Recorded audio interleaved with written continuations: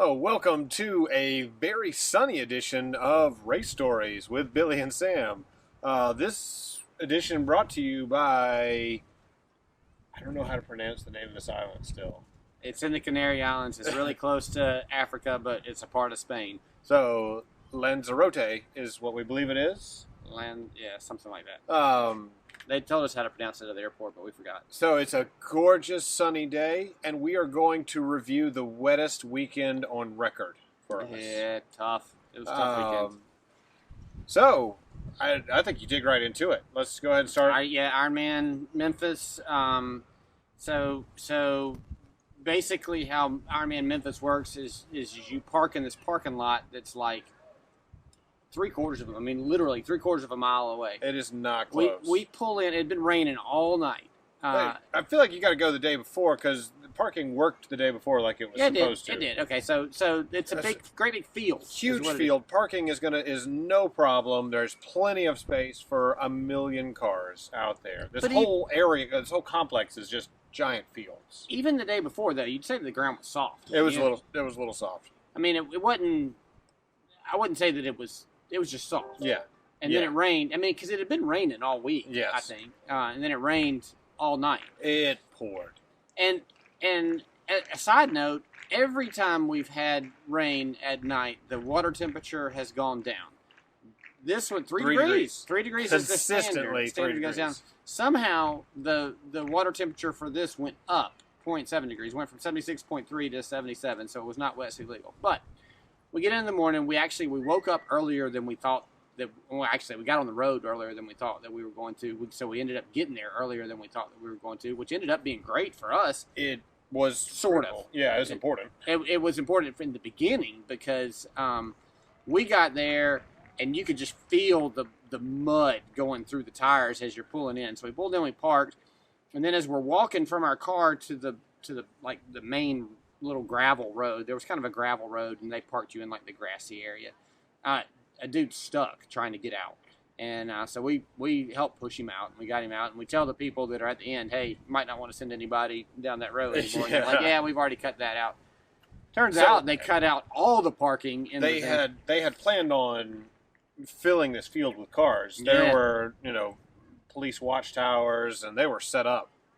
Loaded for bear with these things. It was going to be a good parking area and there were until it rained. 20 cars, 25 cars, like deep? Yeah, they planned on having 100 deep. Yeah. I mean, it was, some mess. So anyway, we were like, oh, that's going to be a mess getting out of. But, we're here early. Let's go ahead and, set up our stuff. So we went and set up, and it was kind of chilly. Yeah, it's raining. I had brought the pump because I drove from Georgia, so I was kind of bored, so I went, and we found out that it wasn't wetsuit legal. We'd already toted our wetsuit up the thing, and I decided, okay, well, I'm gonna take all that stuff back to the car. I mean, we had that much time that we were just kind of sitting around doing nothing. And then, as I'm walking back to the car, you could just, as far as you can see, to the left and the right, were just headlights, and they were just sitting there still. And you're like, oh, this race isn't fixing to start on time. There's no way that this race is going to start on time because there were a million cars trying to still get in the parking lot. We had that problem in Ohio. And there were buses. Yeah. And so that we knew they would delay the race if people can't reasonably get to their transition spot. But for Ohio, we were the ones, struggling to get there. Yeah, we were sitting on the bus like, nothing we can do about it. We're just sitting on the bus. But this one, we were actually just sitting around waiting on everybody else to get up there. They did end up delaying the race 30 minutes. I think there were still probably people setting up transition when the race actually started. I think they were just like, well, we've waited long enough. We'll still let the stragglers set up their transition, but we got to get it going. Yeah. I guess we can talk about the parking lot out afterwards, but move on to so transition was wet. Everything's wet. It's sprinkling. Not pouring, but sprinkling in the morning. We got some pictures. Transition was set up fine. We set up our transition in bags, which, kept our stuff a little bit drier. No, don't really want wet shoes. That was important. I mean, didn't want to step in wet shoes right off the bat. They were going to be wet by the time it was over. Hop into swim. You got any other stories between parking lot and swim? So we wind up hanging out, for an hour or so, like after our setup. Yeah. waiting for everything to start. Harvey, Coach Slayer was there. Tri-Coach Georgia. And there were some other team members there. Yeah, Trico's Georgia showed up strong. So we just kind of hung out with them. I mean, there wasn't much else to do. We just got to sit around and wait. So we got in line for the swim. That was 3 guys doing their first triathlon. Yeah, we did get to see some guys. Those guys are always, you can always tell newbies. We've all made these mistakes. I don't know. I didn't make this one, but my favorite is the underwear. The compression underwear. You'll see them a lot in, so not bike shorts or tri-suit or whatever. It's the compression underwear. And hi, is this your first race? Yes. How did you know? You're not gonna wear that again. You're about to have a rough day. So those guys were fun though. They did great. We never saw them again. So they had to pass us on the swim. Yeah. Oh man, the swim sucked. It wasn't wetsuit legal. It seemed to be. I think it was. I clocked it a little bit longer than it should have been, and my time was probably my worst time I've ever had on a swim. I'm thinking. I was just brutalized by that swimming. I don't know why. There was no current. The water was just sitting there. There were a fair number of turns, which I didn't like, but it was mainly a kind of a straight line. They just wanted you to kind of bend around this whole thing, and then you kind of made a curly cue back and went into the thing. So I don't know what it was about that swim, but I hated it. Yeah, I struggled too. Early in, I got beaten up by somebody. There was a lot of touching. Inappropriate touching. We started at the very exact same time, and he was 1 lane over from me. They were starting 3 at a time, and it was actually a lot more crowded than I thought that it should have been. With starting 3 people at a time. It was. We were in kind of our group that we should have been in, but it was just kind of crowded, and so I keep touching this person in front of me, just their feet or whatever, and I look up and it's Sam. I'm like, hurry up, man, let's go. Man, somebody was in a hurry. I don't know what happened. But I didn't after, I don't know, maybe 100 yards or 200 yards, I didn't see him anymore. So, and he passed me. He got into transition before I did for sure.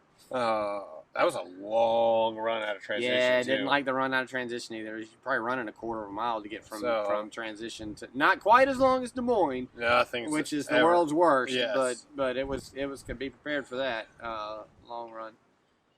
Get into transition, hop on the bike. Now it's raining. So it's been raining. It's been sprinkling. It's been raining. Okay.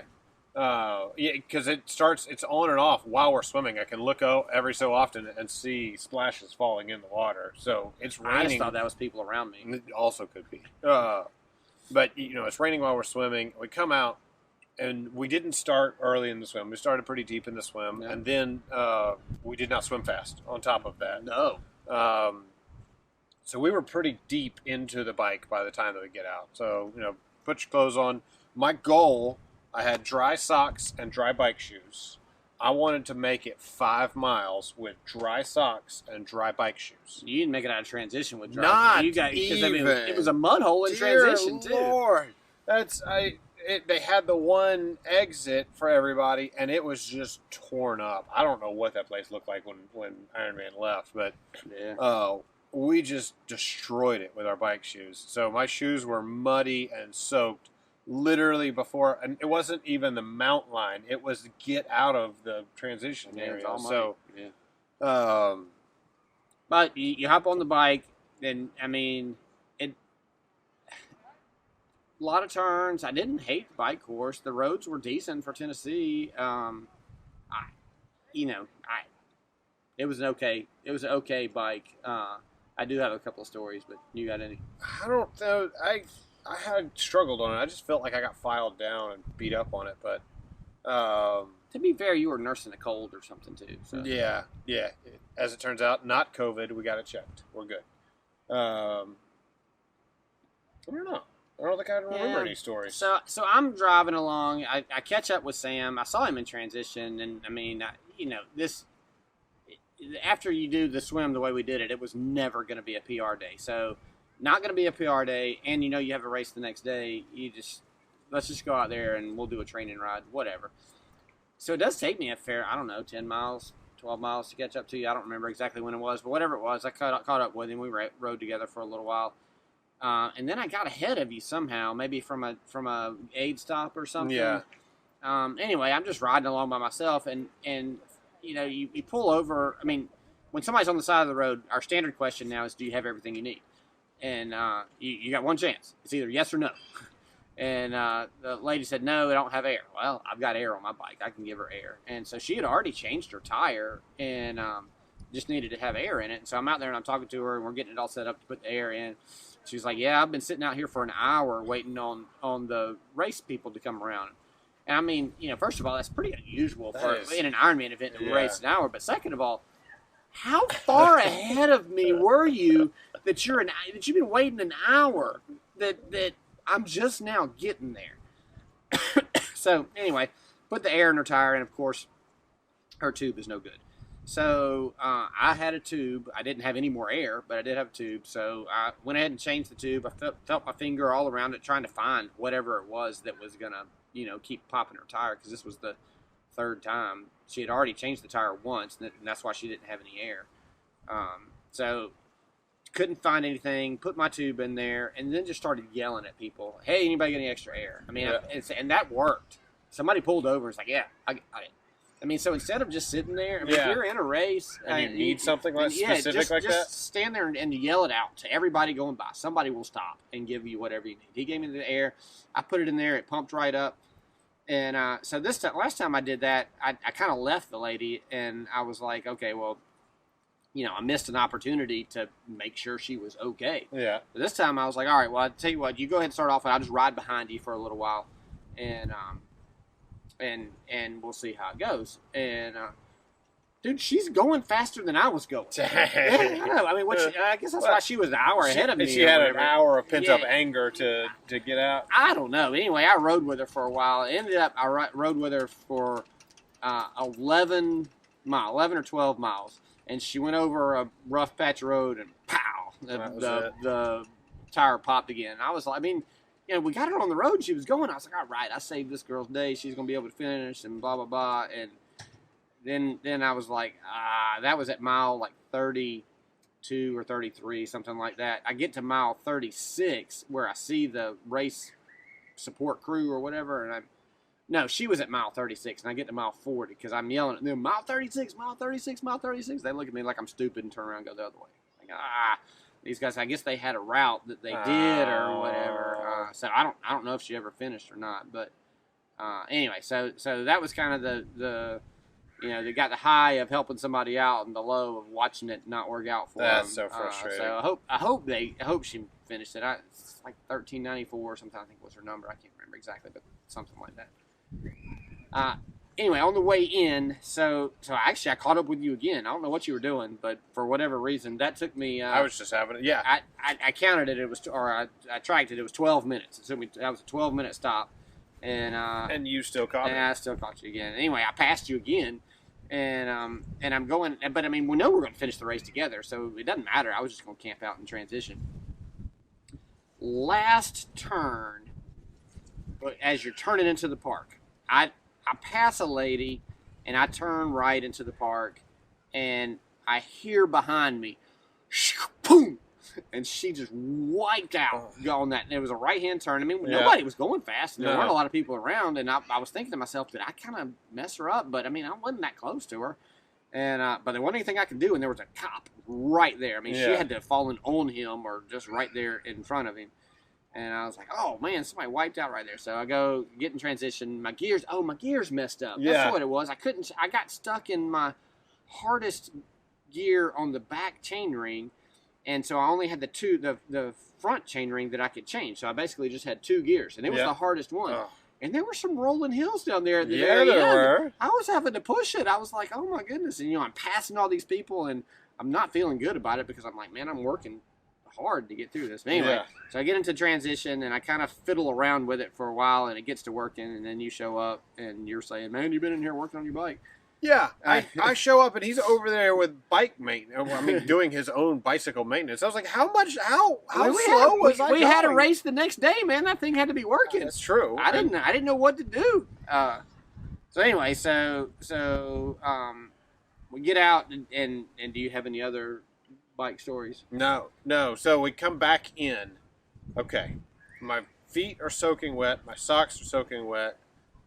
And there's a river gushing there's a sidewalk through the middle of transition. Oh, man, I walked right through that to wash my shoes off because they were all muddy from coming in. But, yeah, I mean, it was like 2 or 3 inches deep. I mean, it was deep. Yeah, this is just to tell you about the rain of the day. Yeah. This was just a sidewalk, and it is just pouring out. It's just been all day of this. Yeah. So I don't know. Nobody really felt like talking. I couldn't get anybody excited. Yeah, so. It was tough. It was a tough day. I mean, it was. So I actually changed into dry socks and dry shoes, and I tried to tiptoe my way out of the transition so that I could stay halfway dry. And I think that lasted for maybe a quarter of a mile or a half a mile at the most. I followed you, and it just didn't work out. Yeah. So the first loop, you come out of transition and you kind of go around a little thing, and you're going around the lake that you swam in. And as you're going around the lake, there's a restaurant on the left, elevated. Outdoor dining. Nice. Tablecloths, people in, Sunday clothes or whatever. It was a nice. Yeah. And I'm running by like that, and I'm like, this is the Capitol in the Hunger Games. They're elevated on their little perch, watching us little peons down here run around this lake. Taking bets on how long it's going to take you to finish a lap or something. I mean, that's exactly what it felt like. Fast forward to the second loop, he's talking about the Hunger Games, and I'm afraid he's lost it. He's like, "Come on, man, we're almost at the Capitol. What? Come on, they're raiding you. What are you talking about?" It was a two loop run course. You ran by him twice. Just to let you know what hamster was going on in Billy's head. I was pretty sure he had fallen off the wheel until. Okay. So you get around the lake after you pass the Capitol looking at you. You come around the lake and you end up you go through our aid station, and then you get to about mile 2. And so we get to about mile 2, and I mean, we're just talking because it's raining and it's miserable, and hey man, there was a lady that just wiped out right behind me on the bike as I was turning into the last loop, the park, and I was like, I don't know if she's okay, but man, it sounded bad, something, and hey, that was me. The lady that had wiped out was kind of like a few steps behind us or back whatever. Up to us. So and she was, I mean, she wasn't terribly. She was like, I wasn't about to let that bust me. I walked that. My bike had a flat tire. I saw her walking her bike in as I'm coming in on the bike. I walked my bike up to transition, and I'm out here on the run course. It ain't gonna whip me. And I'm sitting here thinking, how slow are we going that she walked the half mile, got into transition, and has caught us at mile 2 on the run? I know how slow we were going because I was driving him crazy for 13.1 miles. We were going slow. Oh, man. So, because Augusta was the week before this, and I set a new PR, and it hurt doing that. So I was taking it easy intentionally. We'd already decided to finish together because the announcer was going to announce us finishing. So Sam figured out, I can run whatever pace I want to. Billy's just going to wait on me. Billy has to stop. So finally, I threatened him with that at mile 6, and he figured it out. But it was fun. We picked up Jason. Jason, yeah, on the second lap. So that was a lot of fun. He was doing his very first one. So we got to talk to him and kind of cheer him through it. He was a fascinating person to talk to. I mean, there weren't many people talking on the run. No. We finished in a not a great time for us, but we finished, and luckily we had taken all of our pictures and stuff with people, prior to that. And the announcer did announce us as we were coming by. He fulfilled his deal where he said that we were adding to our world record races or whatever. So good for him. So that was kind of cool that we got that. But then we needed to get on the road because every minute that we took, we had already booked a hotel, so that we rarely get to sleep in a hotel between races. But we this time, used to rarely get to sleep in a hotel. Now it's going to be a deal. Man. every minute that we take longer to get out of here is one less minute that we get to sleep. Because it's going to take us 6 hours or whatever it was going to take to get to drive Knoxville over there or whatever. And so we say hey to everybody. We take up a few pictures with some people, and then we're hitting the road. And we get out to the parking lot, and it is just destroyed. There are people stuck. I see a guy coming through with like a jacked up 4Runner. What's happened? It looks like Mad Max except with mud. I mean, there was a tow truck out there. Yeah.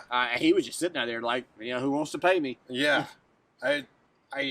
Apparently, it was $125 a pop for him to pull you out. Was it really? That's what they said on the Facebook page. Woo! I mean, you would have thought that Ironman or somebody would have been Paid like, for it, hey, yeah. let's just get this guy out here because we parked all these people here. On this thing. Yeah. So as it turns out, Ironman just said park wherever you are. So they just had people, miles away from transition. Just parked along the road. And just parked on the road, parked wherever they could get them. So I don't know how you solve that. Ironman did what they could, but so somebody, it sounds like, had the brilliant idea of calling the local 4-wheeler club out there to come help get people unstuck, and they were incredibly nice. So I have the brilliant idea of there's all of these cars were parked in the middle, so that grass is still reasonably fresh. And then you have the muddy road, and it just looks like a pigsty. I was like, let's just stay off of that. Let's go on the grass. That was not the right call. That failed miserably. That was not the right call. The off-road guy said, don't do that. Got it. Thanks, guy. You see that road over there? It looks terrible, but it's already down to the hard pack or whatever. So once you get going on it, you can go, and this stuff just will keep slipping under you. So I need to apologize to Charlotte for what we did to the Highlander because it was filthy when I left it. Yeah, I watched that thing, man. Did you? Yeah. Hide it before you got home? No, she saw it. But I watched it before we came up here because we had to take it to the airport. Oh, man. So we got stuck. We got stuck, tires spinning, can't do anything. A couple of people came and helped push us out and then guide us to an area where we happened to be able to catch some dirt and just kind of slowly get out.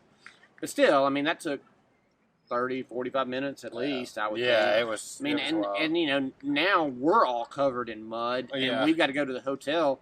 You should have seen the hotel. Sam goes walking into the hotel, and my God, it looks like Bigfoot came through there, leaving splotches of mud all the way through. There was a storm grate out front, so I tried to wash my. These are the shoes I'm wearing the next day. Tried to just soak them to try to get the mud out, but bad things were happening. I took my shoes off. I went in barefoot, so I was leaving wet footprints, but at least they weren't muddy. So I got into the shower fully clothed. That was where I started. Let's just see what we can get off of this. And by the time that I finished with the shower, it looked like the poor person cleaning that room the next day. Lord, I sure hope we left a tip. Oh man. So get showered off. Finally, we get on the road and we make it to wherever we're going, Lenoir City. Around midnight, I think. Right at midnight. We filmed some in the car, and then you went to sleep at one point. You drove some, and then you went to sleep. So Billy Billy goes back and air relaxes. We filmed for the first part. I air relax for the second part. You go back there to air relax for the third part, and you just walk out. There was no fourth part. I was supposed to tag back in, and I wake up and we're there. It was fine. I was awake. He was weaving all over the road anyway when he was driving. Fine. Yeah, I'm awake. That's what he's up there slapping himself on the face, and I'm like, bro, I can drive, man. No, I'm good. You get some sleep. We're good. We're good. Yeah, and I'm like, I'm not getting any sleep when you're weaving all over the road. But we ended up we get in the hotel room. We do actually get five hours of sleep, which was so wonderful. Amazing. Hop up the next day. And I want to check out my bike because it rained overnight, but I want to check out my bike because I want to make sure the gears are still working. And so I'll go ride around the parking lot. As I'm riding around the parking lot, it starts to rain again. So I'm like, all right, well, I'm going to go ahead and put the bike on the rack and then head up to the hotel room. By the time I get to the hotel room, it's pouring. Yeah. And I mean monsoon pouring. Like, we drugged the rain with us from Memphis to man. East Tennessee. I don't understand how there's this much water in the sky. Yeah, it just kept coming and coming. It's frustrating. So that race, we get to check in, and the race director's pretty annoyed that it's raining too, because he's in a grumpy mood. And He's in a very grumpy mood. And he wasn't taking it out on us, but he was taking it out on some other kid. And he ended up getting better throughout the day. But, I mean, the kid asked him, he was like, how many people are going to show up? We'll be lucky if there's 50. And, I mean, I think there were more than 50. There were definitely more than 50. There were 120-something numbers that I saw. Yeah. And this was this was Atomic Man just outside of Knoxville. Yeah. And that's a tough race. I don't, He made it tough, and he didn't mean to. I hope he didn't mean to. But so for safety reasons, he shortened the swim course and made it 3 loops. But he did his math wrong. Yeah. And it was a 1.5 mile swim and not 1.2. Yeah. And that 0.3 makes a big difference psychologically. psychologically. After you've done this the day before. Yeah. 2 days in a row of anything, you're going to be grumpy about it. Yeah. So the swim course, and I knew it early because I mean you're doing 3 loops, and so you knew when your watch hit 500 yards, and you're like, no, it's that's supposed not to be right. 2,100 yards, and this is not going to be 2,100. And you confirmed that on the second loop, and then the third loop, you're just gritting your teeth and being mad about it. Yeah. I finally get out of the swim, and I'm just mad. I'm ready for the day to be over, but I mean he advertised the bike as 4,100 feet of climb, so it's not over. It's a 2-loop bike of going up and down mountains. Oh man! But you got any stories on the swim? No stories on the swim. No, Yeah. okay. But on the bike, the roads were actually really good for Tennessee roads. Really good for Tennessee roads. I give you that. And it was an open course, but the shoulder was like 8 feet, 10 feet wide. I mean, it was so you had plenty of room to go up and down these mountains. So you had a new section, newly paved, fresh asphalt, gorgeous. But there were 3 railroad crossings. Oh, yeah. And it went from okay to reasonably good to really awful. Where a railroad crossing is perfectly perpendicular to the road is the ideal. But the way railroads work out, that's not always the case. And so the more angle you have, the more likely your tire is to catch or something is to go wrong. And that third one was just... it knocked some people out. It was an accident waiting to happen. And apparently it was at least 9 very bad accidents that happened, is what the guy said. So when you have a railroad track at an angle coming across the road, so the road's this way, and let's say the railroad track is this way, you've got to swing wide and go 90 degrees over the railroad track. That's how you do it. You do not go straight over the railroad track because it doesn't take but just a little bit for your tire to pinch. And then if your tire kicks this way and it gets into the groove, you're done. You're going this way. Your tire's going this way, and bad things are going to happen. So always, that finally on my second loop, they were down there telling you to slow down, and he wanted me to walk my bike over the railroad tracks. And I'm like, bro, I know how to go over these railroad tracks, and I'm not about to get off this bike and walk it because I'll never get back on. Yeah, I actually do a little bunny hop to get it over. So there were a fair number of, out of the how many ever people on there were a fair number of people on the side of the road with flat tires or other mechanical issues, plus the people that were on the side of the road that had just wiped out at that railroad track. I didn't see any people the second time, so I guess it took out everybody the first time, and everybody the second time kind of knew what was up. Knew what the deal was. And they had that dude out there. I guess it was yelling at everybody. He was screaming. That bike was tough. It was just a lot of hills. It was, but it wasn't Blue Ridge. It wasn't sucking the life out of you. None of them were nasty. I didn't hate that bike. No, I didn't enjoy that bike, but not like Blue Ridge at all, where I just come away from it just hating life. No view. There was no view that entire time. No, you're going up and down mountains, but there's no view in there. Trees on both sides or hills or whatever. But roads were fine. It's a good if you're. Once again, you're looking for a good training hopefully race. He fixes that swim course to where it's only 1.2 next year. Yeah, and I'm sure Ironman standard is to put some kind of mat over the railroad tracks. I bet he'll do something next year. I bet USAT will make him do something next year. Yeah, they will. So, I expect that to be solved. So I think he'll get there. So any Never more run. bike stories? No. Did you get to talk to anybody on the bike? No, I man. mean, I was lonely a lot. There was, when you have that few people in a race, you're just alone. I passed a sign that says African Burial Ground. And I'm on the second loop, and I was so worried that I was just lost. I was like, man, I would remember this. No, apparently I didn't. I never saw it the first time because I, just kept going. I was getting ready to turn around and saw a cone that said "Turn here." So, yeah, I mean, you don't when you're that by yourself, you're constantly questioning whether or not you're on the right path. Is this right?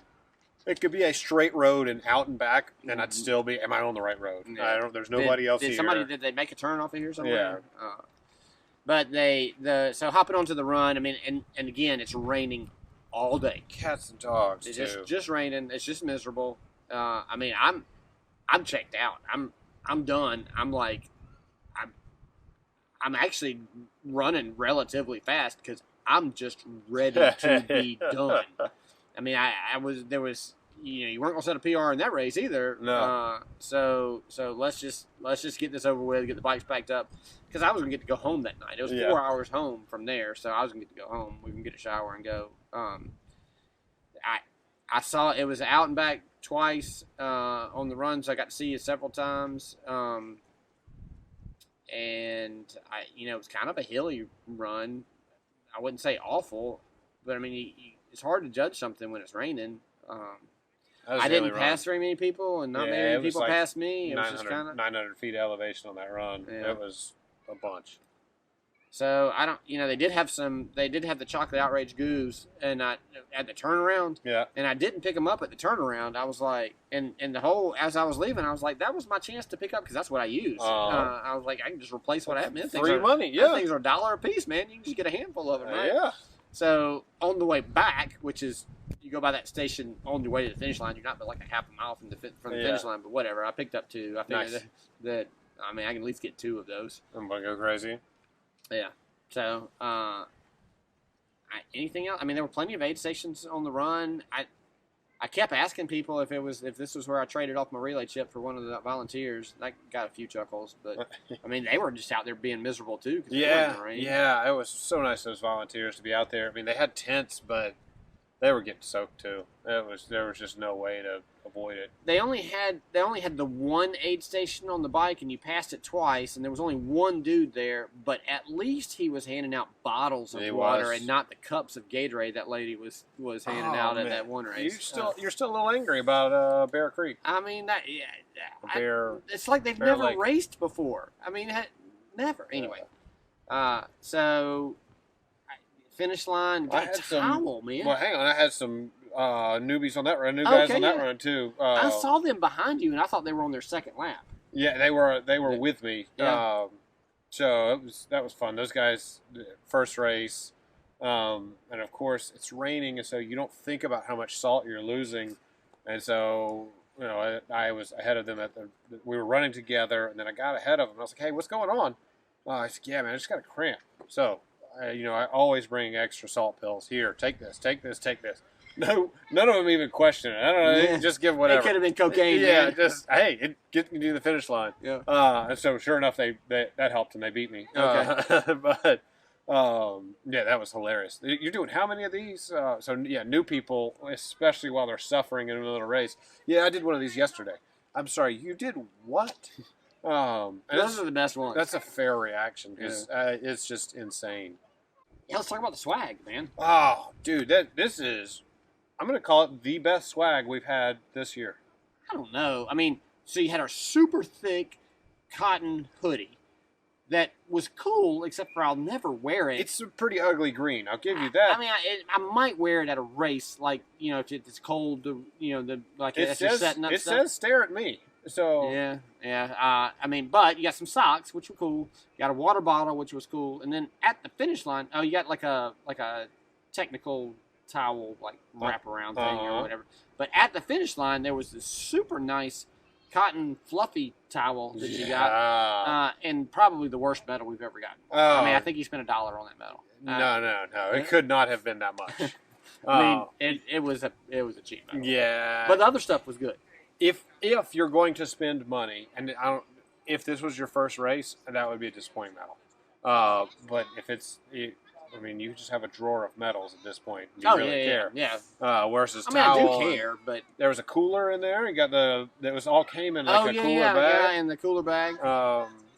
Yeah, I was super happy. It's So like a canvas bag with like the aluminum or reflective type. It was like inside, so a you good could cheap cooler. Like Yeah, if yeah. you lose it, you take it to the beach and you lose it, It's so not you're a not big upset. deal. So I love those coolers. Everything was logoed. He did a great. I was impressed with the swag because we have a lot of shirts at this point. So the hoodie was a nice little something different. I don't wear hoodies, but I was so happy with it. So yeah. Hopped on the road, went and took a truck stop shower. Oh man, we used Loves this time. I was highly disappointed in the Loves. Uh-oh.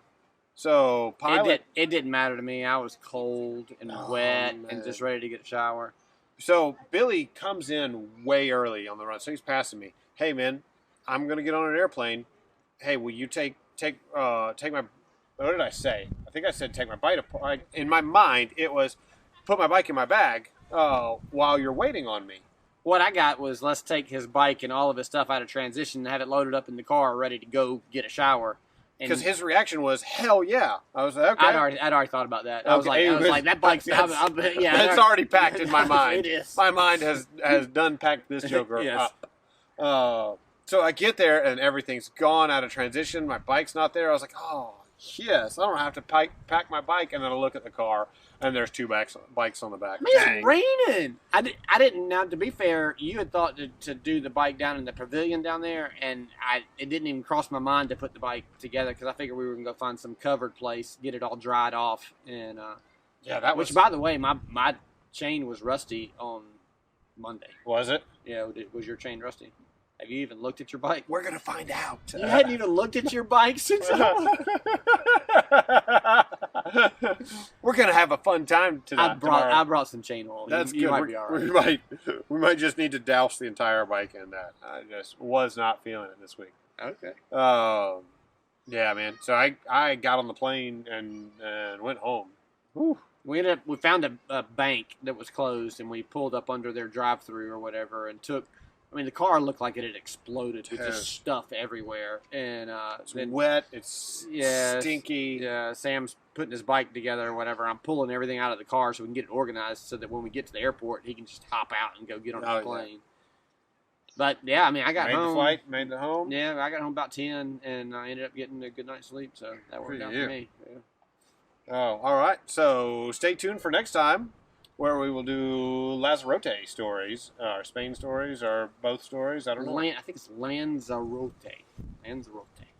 This place. I don't know. This is kind of the resort. We'll try to get a picture of the beach and everything. But basically, if you can imagine a desert island off the coast of Africa with resort stuff on it, that's what this place is.